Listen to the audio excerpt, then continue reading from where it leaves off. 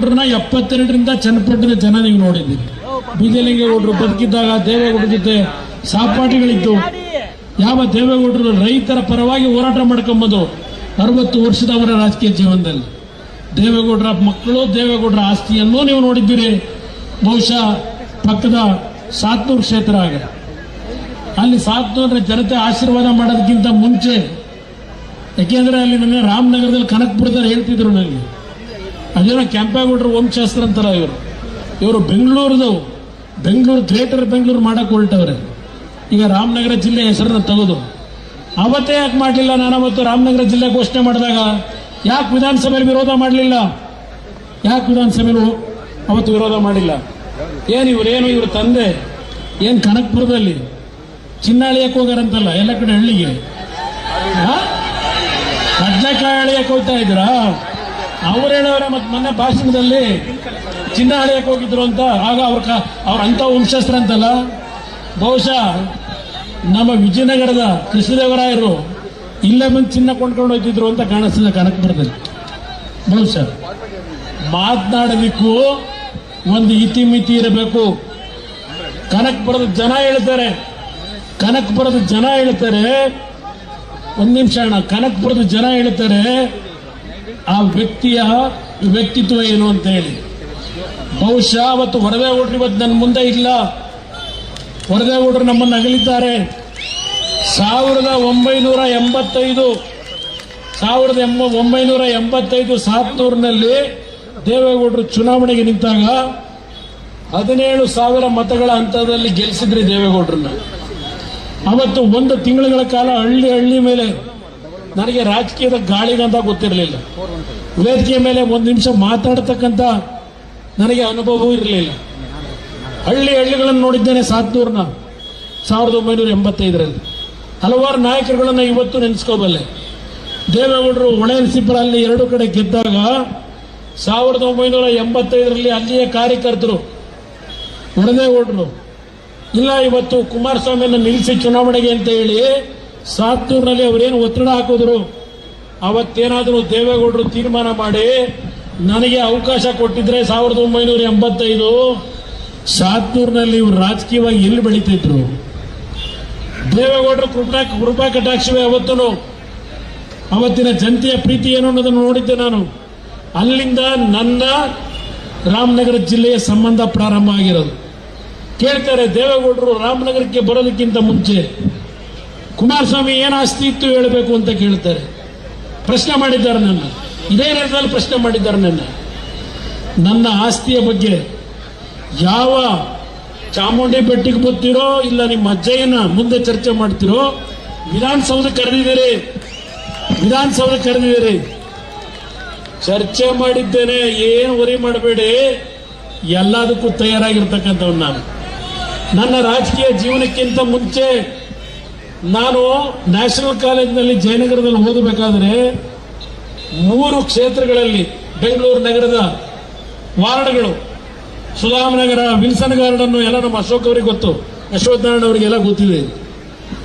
ಅಲ್ಲಿ 3 ಲಾರಿ ಇಟ್ಕೊಂಡು ಕಸ ತೆಗಿತಕ್ಕಂಥ ಕೆಲಸ ಮಾಡಿದ್ದು ಸತ್ಯ. ನಾನು ನೇರವಾಗಿ ಹೇಳ್ತೀನಿ, ದುಡಿಮೆ ಮಾಡಿದ್ದೇನೆ, ಸ್ವಂತ ಬೆವರು ಸುರಿಸಿ ದುಡಿಮೆ ಮಾಡಬೇಕು. ನಿಂತರ ನಾನು ಹೇಳ್ತೀನಿ, ಕನಕಪುರದ ಜನತೆಯನ್ನ ಎಷ್ಟು ದಲಿತ ಕುಟುಂಬಗಳನ್ನ ಹಾಳು ಮಾಡಿದ್ರಿ, ಎಷ್ಟು ದಲಿತ ಕುಟುಂಬಗಳನ್ನು ಹಾಳು ಮಾಡಿದ್ದೀರಿ. ಕನಕಪುರದಲ್ಲಿ ಯಾವ್ಯಾವ ಹಳ್ಳಿಗಳ ಪರಿಸ್ಥಿತಿಗಳನ್ನು ಏನು ಮಾಡಿದ್ರಿ, ಹಳ್ಳಿಯ ಹೆಣ್ಣು ಮಕ್ಕಳು ಯಾವ ರೀತಿ ಕಣ್ಣಲ್ಲಿ ನೀರು ಹಾಕಿದ್ದಾರೆ, ಇದೆಲ್ಲವನ್ನ ಗಮನಿಸಿದ್ದೇನೆ.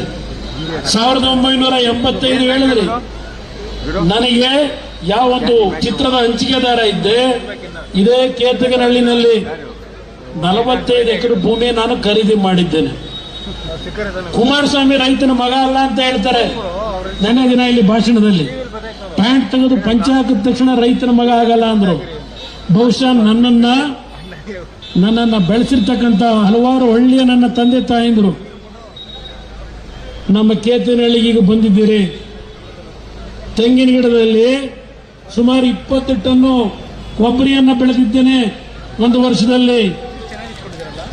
ಕಳೆದ ವರ್ಷ ಬಾಳೆ ಹಾಕಿದ್ದನ್ನ ನೀವೆಲ್ಲ ಕಣ್ಣಾರೆ ನೋಡಿದ್ದೀರಿ. ಬಾಳೆ ಹಾಕಿದ್ದನ್ನ ಕಣ್ಣಾರೆ ನೋಡಿದ್ದೀರಿ. 55 ಲಕ್ಷ ರೂಪಾಯಿಗಳನ್ನ ಸಂಪಾದನೆ ಮಾಡಿದ್ದೇನೆ ರೈತನ ಮಗನಾಗಿ. ನಿಮ್ಮಿಂದ ಕಲಿಬೇಕಾಗಿಲ್ಲ.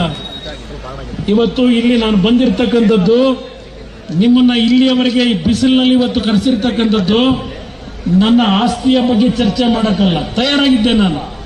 ನನ್ನ ಆಸ್ತಿ ಯಾವುದು? ನನ್ನ ಹೃದಯದಲ್ಲಿ ನಾನು ಇಟ್ಕೊಂಡಿರ್ತಕ್ಕಂಥದ್ದು ನನ್ನ ಆಸ್ತಿ. ಈ ರಾಜ್ಯದ 6.5 ಕೋಟಿ ಜನತೆ ನನ್ನ ಆಸ್ತಿ. ಇದು ನನ್ನ ಹೃದಯದಲ್ಲಿ ಇಟ್ಕೊಂಡಿದ್ದೇನೆ.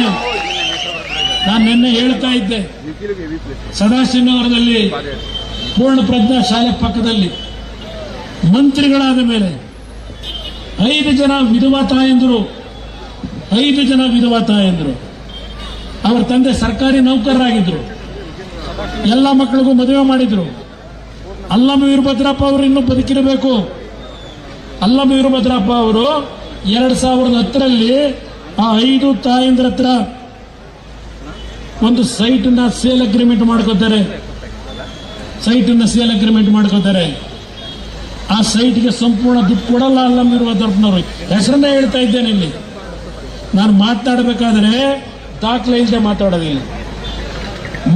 ಈಗ ಮಂತ್ರಿ ಆದ ಮೇಲೆ ಎಷ್ಟೆಷ್ಟು ಗಂಟೆ ರಾತ್ರಿಲಿ ಆ ಕುಟುಂಬದ ತಾಯಂದ್ರನ್ನ ಒಬ್ಬೊಬ್ಬರನ್ನೇ ಕರೆಸಿ ಆಸ್ತಿಯನ್ನ ನೀವು ಬರ್ಸ್ಕೋಬೇಕಾದ್ರೆ ಎಷ್ಟೆಷ್ಟು ತಿಂಗಳು ತಗೊಂಡ್ರಿ ಒಬ್ಬೊಬ್ಬರಿಗೆ ಎದುರಿಸಿ ಬೆದರಿಸಿ ಅವ್ರ ಕೈಲಿ ರುಜುವು ಹಾಕ್ಸ್ಕೊಳ್ಳಿಕ್ಕೆ. ಆ ಕೆಲಸ ಮಾಡ್ಕೊಂಡ್ ಬಂದಿದ್ದೇವೆ ನಾವು. ಗನ್ನಿಟ್ಟು ರಿಜಿಸ್ಟರ್ ಮಾಡಿಸ್ತಾರೆ. ಗನ್ನಿಟ್ಕೊಂಡು ಇಂಥ ವ್ಯಕ್ತಿ ಚನ್ನಪಟ್ಟಣಕ್ಕೆ ಬಂದು ಕಳೆದ ಈಗ ಲೋಕಸಭೆ ಚುನಾವಣೆ ನಂತರ ಚನ್ನಪಟ್ಟಣ ಉದ್ಧಾರ ಮಾಡ್ತೀನಿ ಅಂತ ಬಂದವರಿಗೆ ಅಣ್ತಾ ಬಂದ್ರು. ಈಗೇನೋ ಉದ್ಧಾರ ಮಾಡ್ತಾರಂತೆ. ನನಗೆ ಇಲ್ಲೇನೋ ಹೇಳ್ತಾ ಇದ್ರು, ನನಗೆ ಬೈರಾಪಟ್ಟಣದವರು, ಮಳೂರಿನವರು ಬೈರಾಪಟ್ಟಣದವ್ರು ಹೇಳ್ತಾ ಇದ್ರು, ಈಗ ಅದು ಎಂಥದೋ ನೀವು 60-70 ವರ್ಷದಿಂದ ಮನೆ ಕಟ್ಟಿ ಬದುಕ್ತಾ ಇದ್ರಲ್ಲ, ನಿಮ್ಮ ಪೂರ್ವಿಕರು ಕಟ್ಟಿರೋ ಮನೆ, ಈಗ ಅವಕ್ಕೆಲ್ಲ ಹಕ್ಕುಪತ್ರ ಕೊಡಕ್ಕೆ ಈಗೆಲ್ಲ ಸರ್ವೆ ಮಾಡ್ತಾವ್ರಂತೀಗ. ಈಗ ಹಳ್ಳಿ ಮೇಲೆ ಬರ್ತಾವ್ರಂತೆ ಸರ್ವೆ ಮಾಡಕ್ಕೆ. ಹಕ್ಕುಪತ್ರ ಕೊಟ್ಟಿಲ್ವಂತೆ. ಅದಕ್ಕೆ ಈಗ ನೀವೇನು ನಿಮ್ಮ ತಂದೆ ತಾಯಂದ್ರು ಆ ಜಮೀನುಗಳನ್ನು ಖರೀದಿ ಮಾಡಿ ಮನೆ ಕಟ್ಕೊಂಡವ್ರೆ. ಈಗ ಯಾವ ಹಕ್ಕುಪತ್ರ ಕೊಡಕ್ಕೆ ಬಂದಿದೆಯಪ್ಪ? ಇಷ್ಟು ಏನ್ ಮಾಡ್ತಾ ಇದ್ರಿ?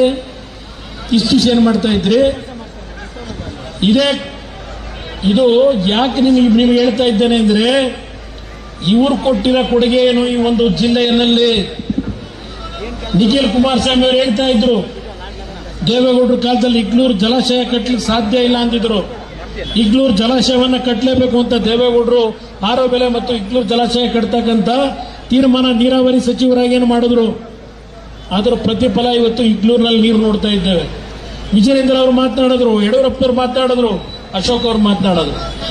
ಇವತ್ತು ನಾನು ಇಲ್ಲ ನಾಯಕರುಗಳ ಹೆಸರನ್ನ ಹೇಳಲಿಲ್ಲ, ಸಮಯ ಆಗಿದೆ ಅಂತ ಹೇಳಿ ಯಾರು ಅನ್ಯತಾ ಭಾವಿಸಬೇಡಿ. ಇವತ್ತು ಯಾವ ಒಂದು ಹೋರಾಟ ಇದೆ, ನಮ್ಮ ವೈಯಕ್ತಿಕವಾದಂತಹ ಆಸೆ ಆಕಾಂಕ್ಷೆಗಳಲ್ಲ. ಪೆಟ್ರೋಲ್ ಬೆಲೆ ಎಲ್ಲಿ ಹೋಗಿದೆ, ಡೀಸೆಲ್ ಬೆಲೆ ಎಲ್ಲಿಗೆ ಹೋಗಿದೆ, 3 ರೂಪಾಯಿ ಏರಿಕೆ ಮಾಡಿದ್ರು. ಸೆಸ್ನ ದರವನ್ನ, ಹಾಲಿನ ದರ ಇವತ್ತು ರೇಟ್ ಜಾಸ್ತಿ ಮಾಡಿದ್ರು. ಆದ್ರೆ ರೈತರಿಗೆ ಕೊಡಲಿಲ್ಲ ದುಡ್ಡನ್ನ. ಅದೆಂತದೋ 50 ml ಅಂತೆ, 20 ml ಅಂತೆ. ಜೈಮುತ್ತು ಹೇಳಬೇಕಂತ ಬೋನಸ್ ಹಣ 1 ವರ್ಷ ಆಯ್ತು ಇನ್ನೂ ಕೊಡಲಿಲ್ಲ. ಇವತ್ತೇನಾದ್ರೂ ಪ್ರೋತ್ಸಾಹ ಧನ ಅಂತಕ್ಕಂಥದ್ದನ್ನ ಕೊಡಬೇಕು ಅಂತ ಚಿಂತನೆ ಮಾಡಿದ್ದು. ಇಲ್ಲಿ ಕೂತಿದ್ದಾರೆ ರೈತನ ಮಗ ಯಡಿಯೂರಪ್ಪನವರು.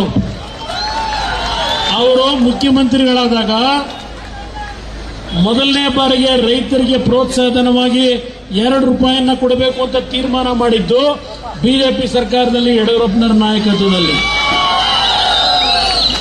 ಇವತ್ತು ನಮ್ಮ ಚನ್ನಪಟ್ಟಣದಲ್ಲಿ ಕೆರೆಗಳನ್ನು ತುಂಬಿಸ್ತಕ್ಕಂಥ ಕೆಲಸ ಇವತ್ತಾಗಿದ್ರೆ ಕಾಂಗ್ರೆಸ್ ಸರ್ಕಾರದಲ್ಲಿ ಆಗಲಿಲ್ಲ. ಸದಾನಂದ ಗೌಡರು, ಬಸವರಾಜ ಬೊಮ್ಮಾಯಿ ಅವರು, ಕುಮಾರಸ್ವಾಮಿ ಅವರು ಕಾರಣ ಇದ್ದಾರೆ ಅನ್ನೋದನ್ನ ಚನ್ನಪಟ್ಟಣ ತಾಲೂಕಿನ ಜನ ಮರಿಬೇಡಿ. ಯೋಗೀಶ್ ಅವರದು ಅವತ್ತು ಸರ್ಕಾರದಲ್ಲಿ ಮಂತ್ರಿಯಾಗಿ ಪ್ರಾರಂಭಿಕ ಹಂತದಲ್ಲಿ ಕೆಲಸ ಮಾಡಿದ್ದಾರೆ ಅನ್ನೋದಿಲ್ಲ ಅಂತ ಹೇಳಲ್ಲ. ಆದರೆ ಅವತ್ತು ನೀರಾವರಿ ಯೋಜನೆಗಳ ಕೆರೆಗಳನ್ನು ಚನ್ನಪಟ್ಟಣದಲ್ಲಿ ತುಂಬಿಸ್ತಕ್ಕಂಥದ್ದು ಕಾಂಗ್ರೆಸ್ನ ಶಿವಕುಮಾರ್ ಬಂದು ನೀರು ತುಂಬಿಸ್ಲಿಲ್ಲ, ಡಿ.ಕೆ. ಸುರೇಶ್ ಬಂದು ತುಂಬಿಸ್ಲಿಲ್ಲ. ತುಂಬಿಸಿದ್ದು ಸದಾನಂದ ಗೌಡರು ಮುಖ್ಯಮಂತ್ರಿಗಳಾಗಿ, ಬಸವರಾಜ ಬೊಮ್ಮಾಯಿ ಅವರು ಮುಖ್ಯಮಂತ್ರಿಗಳಾಗಿ, ಕುಮಾರಸ್ವಾಮಿ ಮುಖ್ಯಮಂತ್ರಿಯಾಗಿ 120 ಕೆರೆ ತುಂಬಿಸ್ತಕ್ಕಂಥ ಕೆಲಸ ಮಾಡಿದ್ದೇವೆ ನೀರನ್ನು. ಇದೆಲ್ಲ ಇತಿಹಾಸಗಳಿದೆ. ಇವತ್ತು ಯಾವ ಸರ್ಕಾರ ದಲಿತರ ಬಗ್ಗೆ ಚರ್ಚೆ ಮಾಡ್ತಾ ಇದ್ದಾರೆ, ದಲಿತರ ರಕ್ಷಕರು ಅಂತ ಹೇಳ್ತಾ ಇದ್ದಾರೆ. ಏನಾಗಿದೆ? ವಾಲ್ಮೀಕಿ ಅಭಿವೃದ್ಧಿ ನಿಗಮದಲ್ಲಿ ಯಾವೊಂದು ಬಡ ಕುಟುಂಬದ ಪರಿಷ್ಠ ವರ್ಗದ ಜನತೆಗೆ ಇವತ್ತು ಅವರ ಬದುಕಿಗೆ ದಾರಿ ಮಾಡಬೇಕಾಗಿತ್ತು, ಆ ಹಣವನ್ನು ದರೋಡೆ ಮಾಡಿ ಬೇರೆ ಕಳಿಸ್ಕೊಂಡು ನಕಲಿ ಖಾತೆಗಳನ್ನು ಸೃಷ್ಟಿ ಮಾಡಿ ಹಣ ದೋಚಿರ್ತಕ್ಕಂಥ ಶಿವಕುಮಾರ್ ಅವರೇ, ಇಲ್ಲಿ ಬಂದು ಚರ್ಚೆ ಮಾಡ್ತೀರಾ ದಲಿತರ ಬಗ್ಗೆ? ಸಿದ್ದರಾಮಯ್ಯ ಅವರೇ, ದಲಿತರ ಬಗ್ಗೆ ಚರ್ಚೆ ಮಾಡ್ತೀರಾ? ಹೇಳ್ತೀರಿ ವಿಧಾನಸಭೆಯಲ್ಲಿ, ಇಲ್ಲ 187 ಕೋಟಿ ನಾವು ದುಡ್ಡು ಬಂದಿಲ್ಲ, ಒಂದು ವರ್ಷ ಆಯ್ತು.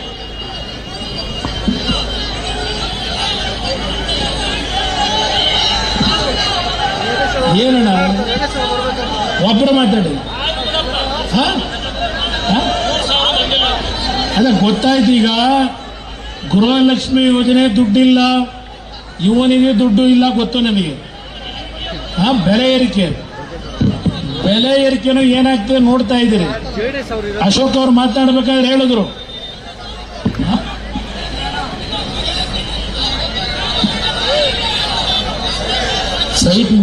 ಸೈಟಿಂದ ಬಹಳ ವಿಷಯಗಳವನ್ನ ಮಾತಾಡೋ, ಸ್ವಲ್ಪ ಇನ್ನೂ ಮುಂದೆ ಹೋಗ್ಬೇಕಾಗಿದೆ. ಮಾತಾಡೋದು ಫ್ರೀಯಾಗಿ ಮಾತಾಡೋದು. ಇಲ್ಲಿ ನಾನು ಇವತ್ತು ಯಾವ ದಲಿತರ ಹೆಸರಿನಲ್ಲಿ ಅಧಿಕಾರಕ್ಕೆ ಬಂದರು, ಸಂವಿಧಾನವನ್ನ ಇವತ್ತು ಸಂಪೂರ್ಣವಾಗಿ ತಿರುಚ್ತಾರೆ ಅಂತಕ್ಕಂಥದ್ದು ನಾನು ನರೇಂದ್ರ ಮೋದಿ ಅವರ ಮೇಲೆ ಹೇಳಿದ್ರು. ಇದೇ ಕಾಂಗ್ರೆಸ್ ಸರ್ಕಾರ ಯಾವ ದಲಿತನ ಕುಟುಂಬಗಳಿಗೆ ಆರ್ಥಿಕ ನೆರವನ್ನು ಕೊಡಬೇಕಾಗಿತ್ತು, ಆ ಹಣವನ್ನು ಲೂಟಿ ಮಾಡಿರ್ತಕ್ಕಂಥ ಸಿದ್ದರಾಮಯ್ಯವರ ಸರ್ಕಾರ ಒಂದು ಕ್ಷಣ ಈ ರಾಜ್ಯದಲ್ಲಿ ಇರಬೇಕಾ? ಈ ನಾಡಿನ ಜನತೆ, ನನ್ನ ದಲಿತ ಬಂಧುಗಳು ತೀರ್ಮಾನ ಮಾಡಬೇಕು. ಅದಷ್ಟೇ ಅಲ್ಲ, ಮೊನ್ನೆ ದಿನ ಕಲಬುರಗಿನಲ್ಲಿ ಪರಶುರಾಮ ಅಂತಕ್ಕಂಥ ಒಬ್ಬ ಸಬ್ ಇನ್ಸ್ಪೆಕ್ಟರ್ ಇವತ್ತು ವರ್ಗಾವಣೆ ದಂಧೆನಲ್ಲಿ 30 ಲಕ್ಷ ದುಡ್ಡನ್ನ ತಗೊಂಡು ಆ ಸಬ್ ಇನ್ಸ್ಪೆಕ್ಟರ್ ಹತ್ರ ಕೆಲಸ ಮಾಡದೆ ಅವಮಾನ ಮಾಡಿ ಸಂಕಷ್ಟಕ್ಕೆ ಒಳಗಾಗಿ ಹೃದಯದ ಒಂದು ಆಘಾತಕ್ಕೆ ಒಳಗಾಗಿ ಪ್ರಾಣ ಹೋಗಿದೆ. ನಿಮ್ಮ ಯೋಗ್ಯತೆಗೆ ಯಾರಾದರೂ ಆ ಕುಟುಂಬಕ್ಕೆ ಸಾಂತ್ವನ ಹೇಳಲಿಕ್ಕೆ ಹೋದರ? ಅದು ದಲಿತ ಸಮಾಜದ ಒಬ್ಬ ಸರ್ಕಾರಿಯ ನೌಕರ. FIR ಹಾಕಬೇಕಾದ್ರೆ ಅಶೋಕ್ ಹೋಗಬೇಕಾಯ್ತಲ್ಲಿ, ನಾವಿಲ್ಲಿ ಧರಣಿ ಮಾಡಬೇಕಾಯ್ತು. ಆ ಸರ್ಕಾರದ ವಿರುದ್ಧ ಧ್ವನಿ ಎತ್ತಿದ್ದಕ್ಕೆ ಇವತ್ತೇನೋ FIR ಹಾಕಿದ್ದೀರಿ. ಸಿದ್ದರಾಮಯ್ಯನವರೇ, ಪರಮೇಶ್ವರ್ ಅವರೇ, ನಿನ್ನೆ ದಿನ ಶಾಸಕ ಮತ್ತು ಶಾಸಕನ ಮಗ ನಿಮ್ಮ ಮುಖ್ಯಮಂತ್ರಿ ಮನೆಗೆ ಬರ್ತಾರೆ, ಅಲ್ಲಿ ಪೊಲೀಸ್ ಇಲಾಖೆ ಇಲ್ಲ ಮುಖ್ಯಮಂತ್ರಿ ಮನೆಯಲ್ಲಿ. ಯಾವ ಕಾರಣಕ್ಕೆ ಅರೆಸ್ಟ್ ಮಾಡಿಲ್ಲ? ನಿಮ್ಮೊಂದು ಸರ್ಕಾರವ FIR ಆದ ಮೇಲೆ ಯಾತಕ್ಕೆ ಅರೆಸ್ಟ್ ಮಾಡಲಿಲ್ಲ? ನೀವು ನಿಮ್ಮ ಮನೆ ಕರ್ಕೊಂಡ್ಬಂದು ಕೂರಿಸ್ಕೊಂಡಿದ್ದೀರಿ. ಇದು ನೀವು ದಲಿತರು ಕೂಡ ರಕ್ಷಣೆನ ಕೇಳಿಕ್ ಬಯಸ್ತಾ ಇದ್ದೇನೆ. ಅದೆಂತದ ಇದು ನೆಲ ಬಾಡಿಗೆ ಬೆಂಗಳೂರಲ್ಲಿ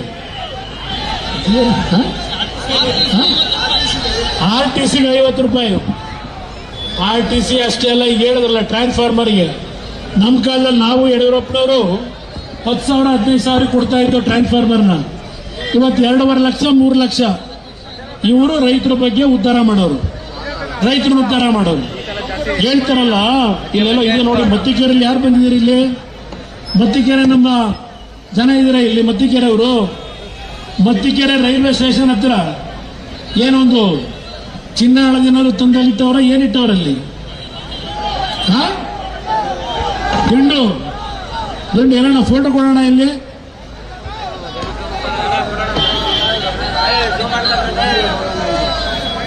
ಏನು ಚನ್ನಪಣ್ಣ ಉದ್ಧಾರ ಮಾಡಕ್ ಬಂದವ್ರೀಗ. ಚನ್ನಪಣ್ಣ ಉದ್ಧಾರ ಮಾಡಕ್ಕೆ ಮತ್ತಿಕೆರೆ ರೈಲ್ವೆ ಸ್ಟೇಷನ್ ದಿನ ರಾತ್ರಿ ಎಷ್ಟು ಹೋಯ್ತಾ ಇದೆ ಕನಕಪುರದಿಂದ? ಇದಕ್ಕೇನಾದ್ರೂ ಲೆಕ್ಕ ಇದೆಯಾ? ಬೆಂಗಳೂರಿನಲ್ಲಿ ಅಯ್ಯೋ ನಮ್ಮ ಶಿವಕುಮಾರ್ ಒಂದ್ಸಲ ಅಧಿಕಾರ ಹಿಡಿಬೇಕು, ಮುಖ್ಯಮಂತ್ರಿ ಇಡ್ಬೇಕಪ್ಪ ಅಂತ ಆಶೀರ್ವಾದ ಮಾಡಿದ್ರು. ಈಗ ಆಶೀರ್ವಾದ ಮಾಡಿದವು ಅಲ್ಲಿ ಬೆಂಗಳೂರಿನಲ್ಲಿ ನನ್ನ ಹತ್ರ ಬಂದಿದ್ರು. ಹಣ ಅವನ ಮನೆ ಹಾಳಾಗೋಗ ನಮ್ಮ ಜೀವನನೇ ಹಾಳು ಮಾಡ್ಬಿಟ್ಟ. ಇದೊಂದು ಬದುಕ ಇದು. ನನ್ನ ಬಗ್ಗೆ ಚರ್ಚೆ ಮಾಡ್ತೀರಾ? ತಯಾರಾಗಿದ್ದೇನೆ, ಪ್ರಾಮಾಣಿಕವಾಗಿದ್ದೇನೆ. ರಾಜಕೀಯ ಮಾಡಲಿಕ್ಕೆ ನಾವೇನು ಮನೆ ದುಡ್ಡು ತಂದಿಲ್ಲ. ರಾಜಕೀಯ ಮಾಡಬೇಕಾದ್ರೆ ಎಸ್ ಯಾರಿಗಾದ್ರೂ 4 ಜನಕ್ಕೆ ಬೇಡ್ತೀವಿ. ಹಾಗಂತ ಹೇಳಿ ಅಧಿಕಾರದಲ್ಲಿದ್ದಾಗ ನಮ್ಮ ಸಹಿಗಳನ್ನ ಮಾರಾಟಕ್ಕಿಟ್ಟು ರಾಜಕೀಯ ಮಾಡಿಲ್ಲ ಈ ಕುಮಾರಸ್ವಾಮಿ. ನೀವೇನೇನು ಮಾಡಿದ್ರಿ? ಬರ್ತಿದ್ದಂಗೆ ಬೆಂಗಳೂರಿನಲ್ಲಿ ಅದೆಂಥದೋ ಸ್ಕ್ವೇರ್ ಫೀಟ್ಗೆ 100 ರೂಪಾಯಿ ಅಂತೆ. ದುಡ್ಡಿಗೂ ಒಂದು ಇತಿಮಿತಿ ಇದೆ. ಕಸ ಎತ್ತೋದಕ್ಕೂ 15,000 ಕೋಟಿ ಕಮಿಷನ್. ಕಸ ಎತ್ತೋದಕ್ಕೆ ಬೆಂಗಳೂರಿನಲ್ಲಿ. ಇದಕ್ಕೆ ಇವರಿಗೆ ಓಟ್ ಹಾಕ್ತೀರಾ? ಇಲ್ಲೇ ಅರ್ಥ ಮಾಡ್ಕೊಳ್ಳಿ. ಯಾವೊಂದು ಆನೆಯ ತುಳಿತದಲ್ಲಿ ಒಳಕಾಗಿ ನನ್ನ ರೈತರು ಬೆಳೆ ಹಾಳು ಮಾಡ್ಕೊತಾ ಇದ್ದೀರಿ. ನನ್ನ ರೈತರು ಪ್ರಾಣ ಹೋಗ್ತಾ ಇದೆ ನೀರು ಬಿಡಕ್ ಹೋಗಿ. ನಾನು ಮುಖ್ಯಮಂತ್ರಿ ಇದ್ದಾಗ 2018 100 ಕೋಟಿ ಹಣ ಕೊಟ್ಟೆ ಆ ರೈಲ್ವೆ ಲೈನ್ಗಳನ್ನ ಇದನ್ನು ಹಾಕ್ಲಿಕ್ಕೆ ಸೆಕ್ಯೂರಿಟಿಗೆ. ಆಮೇಲೆ 1 ರೂಪಾಯಿ ಬಂತ ರೈತರ ಬದುಕಿಗೆ. ಮೊನ್ನೆ ದಿನ ನಾನು ಡಾಕ್ಟರ್ ಮಂಜುನಾಥ್ ಅವರು ಕೇಂದ್ರದ ರೈಲ್ವೆ ಮಂತ್ರಿಗಳು ಭೇಟಿ ಮಾಡಿ ಇವತ್ತು ನಮಗೆ ರೈಲ್ವೆ ಗಲ್ಡರ್ಸ್ನ ಕಡಿಮೆ ರೇಟ್ಗೆ ನಮಗೆ ಕೊಡ್ತಕ್ಕಂಥ ಮುಖಾಂತರ ನಮ್ಮ ರೈತರ ಪ್ರಾಣ ಉಳಿಸಲಿಕ್ಕೆ ದಯವಿಟ್ಟು ಹೆಚ್ಚಿನ ರೀತಿಯಲ್ಲಿ ಇವತ್ತು ಉಪಯೋಗ ಮಾಡದೇ ಇರತಕ್ಕಂಥ ರೈಲ್ವೆ ಲೈನ್ ನಮಗೆ ಇವತ್ತು ಕೊಡ್ತಕ್ಕಂಥದ್ದಕ್ಕೆ ದಯವಿಟ್ಟು ಮನಸ್ಸು ಮಾಡಿ ಅಂತ ಹೇಳಿ ಡಾಕ್ಟರ್ ಮಂಜುನಾಥ್ ಅವರು ನಾನು ಇಬ್ಬರು 3 ದಿನಗಳಿಂದ ಹೋಗಿ ರೈಲ್ವೆ ಮಂತ್ರಿ ಅಶ್ವಿನಿ ಅವ್ರನ್ನ ಭೇಟಿ ಮಾಡಿ ಒಪ್ಪಿಸಿದ್ದೇವೆ. ಈ ಸರ್ಕಾರಕ್ಕೆ ಯೋಗ್ಯತೆ ಇದ್ರೆ ಅವರು ಕಡಿಮೆ ದರದಲ್ಲಿ ಕೊಡ್ತಕ್ಕಂಥ ಆ ರೈಲ್ವೆಯ ಗಾರ್ಡ್ಸ್ನ ತೆಗೆದುಕೊಂಡು ಹಣ ಕಟ್ಟಿ ತಂದು ಮೊದಲು ರೈತರು ಉಳಿಸ್ತಕ್ಕಂಥ ಕೆಲಸ ಮಾಡಪ್ಪ. ಆಮೇಲೆ ಚನ್ನಪಣ್ಣ ಚುನಾವಣೆ ನಡೆಸ್ಕೊಳ್ಳೋದ ನಿಧಾನಕ್ಕೆ. ಆ ಥರ ಏನಿಲ್ಲ ನನಗೆ. ಏನು ನಾನು ರಾಜೀನಾಮೆ ಕೊಟ್ಟ ತಕ್ಷಣ ಇರ್ರಿ ಗೊತ್ತೋ ನನಗೆ ಗೊತ್ತು ಕೂತ್ಕೊಳ್ಳಪ್ಪ. ನಿಮಗೆ ಹೆಸರು ಕೇಳ್ತೀನಿ ಕೇಳಿ. ನೀವೇನು ಹೇಳ್ತಾ ಇದ್ದೇನೆ. ನೀವು ಏನೇನು ಮಾಡ್ತಾ ಇದ್ದೀರಿ ಗೊತ್ತಿದೆ ನನಗೆ. ನೀವೇನೇನು ನಡೆಸಿದ್ದೀರಿ. ನಿನ್ನೆ ಬಿಜೆಪಿಯ ಪಕ್ಷದ ಬಾವುಟ ಇಟ್ಕೊಂಡು ಸಮಾನ ಮನಸ್ಕರ ಸಭೆ ಕರೀತೀರಾ? ನಿಮಗೆ ಪಕ್ಷದ ದೇಹತ್ತಿದೆಯಾ? ಗೊತ್ತಿದೆ ನನಗೆಲ್ಲ. ನಾನು ಎಲ್ಲಿದ್ರು ವಿಷಯ ಗೊತ್ತಾಗ್ತದೆ. ಅದೆಲ್ಲ ಇರಲಿ ಮಾತಾಡ್ತೀನಿ. ಮಾತಾಡೋಣ. ನಾನು ಸೀಟನ್ನ ಕೊಡೋದು. ಸೀಟನ್ನ ಇಲ್ಲಿ ಯಡಿಯೂರಪ್ಪನವ್ರು ಕೂತಿದ್ದಾರೆ. ನಾವು ಈ ಪಕ್ಷ ಉಳಿಬೇಕು. ಎನ್ಡಿಎ ಪಕ್ಷದ ಅಭ್ಯರ್ಥಿ ಗೆಲ್ಲಬೇಕು. ಎನ್ಡಿಎ ಪಕ್ಷಕ್ಕೆ ಪ್ರಾಮಾಣಿಕತೆಯಿಂದ ಕೆಲಸ ಮಾಡಬೇಕು. ಯಾವುದೇ ರೀತಿಯ ಗೊಂದಲ ಇಲ್ಲ. ಇವತ್ತು ಕಾಂಗ್ರೆಸ್ನವರು ಏನೇನು ಮಾಡ್ತಾ ಇದ್ದಾರೆ ಗೊತ್ತಿದೆ ನನಗೆ ಕಾಂಗ್ರೆಸ್ನವರು. ಅದರಿಂದ ನಾನು ಈ ಕ್ಷೇತ್ರ ಉಳಿಸ್ಕೊಳ್ಳೇಬೇಕು. ನನ್ನನ್ನ ನಿಮ್ಮ ಒಂದು ಕನಕಪುರದ ನಮ್ಮ ಚನ್ನಪಟ್ಟಣದ ಕಾರ್ಯಕರ್ತರು ನನ್ನನ್ನು ನಿಲ್ಲೇಬೇಕು ಅಂತ ಹೇಳಿ ಇಲ್ಲಿ ನಿಲ್ಲಿಸ್ಕೊಂಡು ನನ್ನ ಚನ್ನಪಟ್ಟಣದ ತಂದೆ ತಾಯಿಂದರು ಏನು ಆಶೀರ್ವಾದ ಮಾಡಿದ್ದೀರಿ. ಈ ಸೀಟನ್ನ ಕಾಂಗ್ರೆಸ್ ಬಿಟ್ಕೊಡ್ಲಿಕ್ಕೆ ನನ್ನ ಕಾರ್ಯಕರ್ತರು ನನಗೆ ಆಶೀರ್ವಾದ ಮಾಡಿಲ್ಲ. ಈ ಸೀಟ್ನಲ್ಲಿ ಎನ್ಡಿಎ ಅಭ್ಯರ್ಥಿ ಯಾರನ್ನು ತೀರ್ಮಾನ ಮಾಡಿದ್ರು ನಾವು ಗೆಲ್ತಕ್ಕಂಥ ಕೆಲಸ ಆಗಬೇಕು. ಅದರಿಂದ ಇವತ್ತು ನಾನು ಚನ್ನಪಟ್ಟಣದ ಮಹಾಜನತೆಗೆ ಮನವಿ ಮಾಡ್ತೇನೆ. ಇನ್ನು ಬಹಳ ದೂರ ಪಾದಯಾತ್ರೆ ಮಾಡೋದಿಲ್ಲ. ನಾನು ಯಾವುದೇ ಕಾರಣಕ್ಕೂ ಈ ಸರ್ಕಾರದ ವಿರುದ್ಧ ವೈಯಕ್ತಿಕವಾಗಿ ನಮ್ಮ ಹೋರಾಟ ಅಲ್ಲ, ನನ್ನ ನಾಡಿನ ಜನತೆಯ ಬದುಕಿನ ಹೋರಾಟ. ಯಾವ ನರೇಂದ್ರ ಮೋದಿ ಅವರು 3ನೇ ಬಾರಿ ಪ್ರಧಾನಮಂತ್ರಿಗಳಾಗಿ ಮೊದಲನೆಯ ಒಂದು ಸೈನ್ ಹಾಕಿದ್ದು ನಮ್ಮ ರೈತರಿಗೆ ಯಾವೊಂದು 6,000 ರೂಪಾಯಿಗಳನ್ನ ಪ್ರಧಾನಮಂತ್ರಿ ಕಿಸಾನ್ ಸಮ್ಮಾನ್ ಯೋಜನೆಯಲ್ಲಿ ಕೊಡ್ತಕ್ಕಂಥ ನಿರ್ಧಾರವನ್ನು ಕೇಂದ್ರ ಸರ್ಕಾರ ಮಾಡಿದ್ರು. ಯಡಿಯೂರಪ್ಪನವರು ಅವರು 4ನೇ ಬಾರಿ ಮುಖ್ಯಮಂತ್ರಿ ಆದಾಗ 6,000 ರೂಪಾಯಿ ಜೊತೆಗೆ 4,000 ರೂಪಾಯಿಗಳನ್ನು ಕೊಡೋದ್ರ ಮುಖಾಂತರ ನನ್ನ ರೈತರ ಆರ್ಥಿಕ ಚಟುವಟಿಕೆಯನ್ನ ಇವತ್ತು ಉಳಿಸಬೇಕು ಅಂತ ತೀರ್ಮಾನ ಮಾಡಿದ್ದು. ಈಗ ಕಾಂಗ್ರೆಸ್ ಸರ್ಕಾರ ಬಂದು ಯಡಿಯೂರಪ್ಪನವ್ರ ಕಾಲದಲ್ಲಿ ಕೊಡ್ತಕ್ಕಂಥ 4,000 ಹಣವನ್ನು ಕಿತ್ತಾಕಿದ್ದಾರೆ. ಇವತ್ತು ಕೇಂದ್ರದಲ್ಲಿ ನರೇಂದ್ರ ಮೋದಿ ಅವರು 3ನೇ ಬಾರಿ ಆಯ್ಕೆಯಾಗಿ ಮೊದಲನೆಯ ಸಹಿ ಹಾಕಿದ್ದು ನಾನು ಕ್ಯಾಬಿನೆಟ್ನಲ್ಲಿದ್ದೆ. ಮೊದಲನೆಯ ಸಹಿಯನ್ನು ಹಾಕಿದ್ದು ನರೇಂದ್ರ ಮೋದಿ ಅವರು 20,000 ಕೋಟಿ ರೂಪಾಯಿಗಳನ್ನ ಈ ನಾಡಿನ ರೈತರಿಗೆ ಇವತ್ತು ಹಣವನ್ನ ಇವತ್ತು ಪ್ರಧಾನಮಂತ್ರಿ ಕಿಸಾನ್ ಸಮ್ಮಾನ್ ಯೋಜನೆಯಲ್ಲಿ ಕೊಡಬೇಕು ಅಂತ ತೀರ್ಮಾನ ಮಾಡಿದ್ರು. ಮನೆ ಬಗ್ಗೆ ಚರ್ಚೆ ಮಾಡ್ತಾ ಇದ್ದಾರೆ.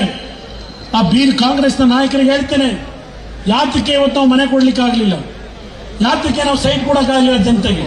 ಇಡೀ ರಾಜ್ಯದಲ್ಲಿ, ಚನ್ನಪಟ್ಟಣದ ಒಂದೇ ಅಲ್ಲ, ಇಡೀ ರಾಜ್ಯದಲ್ಲಿ 2017 ಚುನಾವಣೆ ಸಮಯ ಬಂದಾಗ ಇದೇ ಸಿದ್ದರಾಮಯ್ಯನವರು ಮುಖ್ಯಮಂತ್ರಿಗಳಾಗಿ 15 ಲಕ್ಷ ಮನೆಗಳನ್ನ ಕಟ್ತೀವಿ ಅಂತೇಳಿ ಘೋಷಣೆ ಮಾಡಿ ಎಲ್ಲರಿಗೂ ನಿಮ್ಮ ಸೂರುಗಳ ತೆಗಿರಿ, ಹೊಸದಾಗಿ ಶುರು ಮಾಡಿ ಫೌಂಡೇಶನ್ ಹಾಕಿ ಅಂದರು. ದುಡ್ಡಿಟ್ಟಿದ್ದೆಷ್ಟು? 2,000 ಕೋಟಿ. ದುಡ್ಡು ಎಷ್ಟು ಬೇಕಿತ್ತು? 15 ಲಕ್ಷ ಮನೆ ಕಟ್ಟಲಿಕ್ಕೆ 29,000 ಕೋಟಿ ಬೇಕಿತ್ತು. 29,000 ಕೋಟಿ 2,000 ದುಡ್ಡಿಟ್ಟು ಇವತ್ತು ಬಂದು ಕುಮಾರಸ್ವಾಮಿ ಎಷ್ಟು ಕೊಟ್ಟ, ನಾವೇನು ಕೊಟ್ಟು ಅಂತ ಹೇಳ್ತಾ ಕೂತಿದ್ದಾರೆ. 29,000 ಕೋಟಿ ದುಡ್ಡಿಡದೆ ಚುನಾವಣೆಯಲ್ಲಿ ಮತ ಪಡಿಬೇಕು ಅಂತ ಜನಗಳು ಸುಳ್ಳು ಹೇಳಿ ಈಗ 5 ವರ್ಷವಾದರೂ ನಾವು ಮನೆ ಕೊಡೋಕ್ಕಾಗಿಲ್ಲ. ಈ ಸರ್ಕಾರದಲ್ಲಿ 1 ವರ್ಷದಲ್ಲಿ ಎಷ್ಟು ಕೊಟ್ಟರಾಗಿದ್ರೆ ಹೇಳಬೇಕಲ್ಲ. ನಾನು ಈ ಮುಸಲ್ಮಾನ್ ಬಂಧುಗಳಿಗೆ ಈ ಬಿಡಿ ಕಾಲೋನಿ ಒಂದು 500 ಮನೆ ಕಟ್ತಕ್ಕಂತ ನಾನು ಹೇಳಿದೆ. ಯಾರೋ ಬಂದು ಭಾಷಣ ಮಾಡವ್ರೆ. ಯಾಗಿದ್ರು ನನ್ನ ಸಹವಾಸ ಮಾಡೋದಕ್ಕಿಂತ ಮುಂಚೆ ಇವತ್ತು ಏನಾಗಿದ್ದಾರೆ ಅದಕ್ಕೆ ಚರ್ಚೆ ಮಾಡಲ್ಲ. ಪಾಪ ನನ್ನ ಚಡ್ಡಿ ಬಗ್ಗೆ ಚರ್ಚೆ ಮಾಡ್ತಾವ್ರೆ. ಕಾಕಿ ಚಡ್ಡಿ ಬಿಗಿಯಾಗಿ ಹಾಕಿದ್ದೀನಿ ಅಂತ ಹೇಳೋರು ಸದ್ಯ. ಕಾಕಿ ಚಡ್ಡಿಲಿ ಯೋಗ್ಯತೆಗೆ ಯಾವ್ಯಾವ ರೀತಿ ನನ್ನ ಹತ್ರ ಮಾತನಾಡಿ ಅವ್ರ ತಾಯಿ ಹೆಸರಿನಲ್ಲಿ ಯಾವ್ಯಾವ ರೀತಿ ಮಾತು ಕೊಟ್ಟಿದ್ರು ಈಗ ಚರ್ಚೆ ಮಾಡಕ್ ಹೋಗಲ್ಲ. ಅದ್ಯಾರೋ ನಾನು ಹೋಗ್ತಾರಲ್ಲ ಅದೆಂಥದ್ದು ಇದಕ್ಕೆ ವರ್ಷಕ್ಕೊಂದ್ಸಲ ಉಪವಾಸದಲ್ಲಿ ಹೆಚ್ಚಿಗೆ ಆ ಮೆಕ್ಕಾದ ದೇವರು ಅವರಿಗೆಲ್ಲ ತೀರ್ಮಾನ ಕೊಡ್ತಾನೆ. ಬಹಳ ದಯ ಇಲ್ಲ. ನನ್ನ ಆಸ್ತಿ ಬಗ್ಗೆ ಕೇಳ್ತಾರಪ್ಪ ಅವರು. ಇವತ್ತು ಯಾರಿಗೆ ನೋಟಿಸ್ ಕೊಟ್ಟಿದ್ದಾರೆ? ಅವರ ಆಸ್ತಿ 2,000 ಪಟ್ಟು ಹೆಚ್ಚಾಗಿದೆ. ಇದನ್ನ ನೋಟಿಸ್ ಕೊಟ್ಟಿದ್ದಾರೆ. 2,000 ಹೆಚ್ಚಿಗೆ ಇವತ್ತು ಆಸ್ತಿ ಸಂಪಾದನೆ ಮಾಡಿದ್ರು ಪರ್ಸೆಂಟೇಜು ಅಂತ. ನನಗ್ಯಾರು ನೋಟಿಸ್ ಕೊಟ್ಟಿಲ್ಲ. ಅದರಿಂದ ಆ ಮನೆ ಬಡವರಿಗೆ ಕೊಡ್ರಪ್ಪ ಆಯ್ತು ಅಂದೆ. ಕಾಂಗ್ರೆಸ್ ಸರ್ಕಾರ ಬಂದು ಮುಸಲ್ಮಾನ್ ಬಂಧುಗಳಿಗೆ ಇವ್ರ ಯೋಗ್ಯತೆಗೆ ಇನ್ನೂ ಕೊಡಲಿಲ್ಲ. ನನ್ನ ಹೆಸರು ಹೇಳ್ತಾರೆ. ಇವತ್ತು ನರೇಂದ್ರ ಮೋದಿ ಅವರು 4 ಕೋಟಿ ಮನೆಗಳನ್ನ ಈ ದೇಶದ ಜನತೆಗೆ ಕೊಡ್ತಕ್ಕಂಥ ತೀರ್ಮಾನ ಮಾಡಿದ್ದಾರೆ. 10 ಲಕ್ಷ ಕೋಟಿ ಹಣವನ್ನ ಮನೆಗಳನ್ನ ಕಟ್ಟಲಿಕ್ಕೆ ಕೊಡ್ತಕ್ಕಂಥ ನಿರ್ಧಾರ ನರೇಂದ್ರ ಮೋದಿ ಅವರು ಇವತ್ತು ಮಾಡಿದ್ದಾರೆ. ಅರ್ಥ ಮಾಡ್ಕೊಳ್ಳಿ ನನ್ನ ಬಂಧುಗಳೇ. ಅದರಿಂದ ಬಿಸಿಲು ಏರ್ತಾ ಇದೆ. ಇನ್ನು ಪಾದಯಾತ್ರೆಗೆ ನಮ್ಮ ಕಾರ್ಯಕರ್ತರುಗಳು ಅಲ್ಲಿ ಉತ್ಸಾಹದಲ್ಲಿ ಹೊರಟಿದ್ದೀರಿ. ಕೈ ಜೋಡಿಸಿ ಚನ್ನಪಟ್ಟಣ ಜನತೆಗೆ ಮನವಿ ಮಾಡ್ತೀನಿ. ನರೇಂದ್ರ ಮೋದಿ ಅವರ ಮೂಢ ಹಗರಣದ ಬಗ್ಗೆ ನಮಗೆ ಅವರು 15 ಸೈಟ್ ತಗೊಂಡಿರೋದಕ್ಕೆ ನಮ್ಮದೇನಿಲ್ಲ. ಮೂಢ ಹಗರಣ ಏನಿದೆ ಇವತ್ತು ಯಾರೋ ದಲಿತರ ಭೂಮಿ ಅದು ಬಿಟ್ಟುಬಿಡಿ, ಕಾನೂನು ಬಾಹಿರಗೆ 14 ಸೈಟ್ ಏನು ಬರೆಸ್ಕೊಂಡಿದ್ದಾರೆ ಅದನ್ನ ಯಾವುದೇ ರೀತಿ ತಪ್ಪಿಸ್ಕೊಳ್ಳಿಕ್ಕೆ ಸಾಧ್ಯ ಇಲ್ಲ.